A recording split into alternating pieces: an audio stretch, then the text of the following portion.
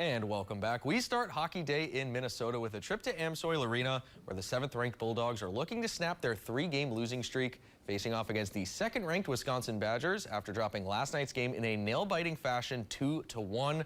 Bulldogs looking to beat the Badgers for the first time this season as freshman goalie Ev Gascon gets the start between the pipes.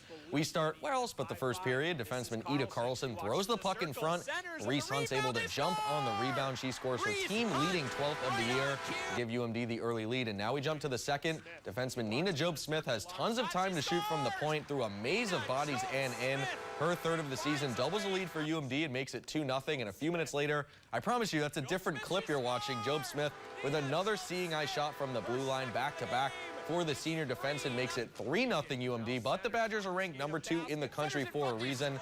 Now down 4-2 until Cassie Hall beats Gascon to make it a 1-goal game in the 3rd period. And then just 2 minutes later, it's Lacey Eden, who's Johnny on the spot for the rebound right off of Gascon's pad. Her 2nd goal of the game, and unbelievably, we're now tied up at 4.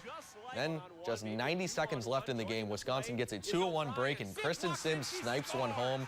That's why she leads the WCHA in scoring, and the Bulldogs blow a 4-1 lead in the 3rd period as the Badgers score 4 unanswered in the final frame to lose in heartbreaking fashion 5-4.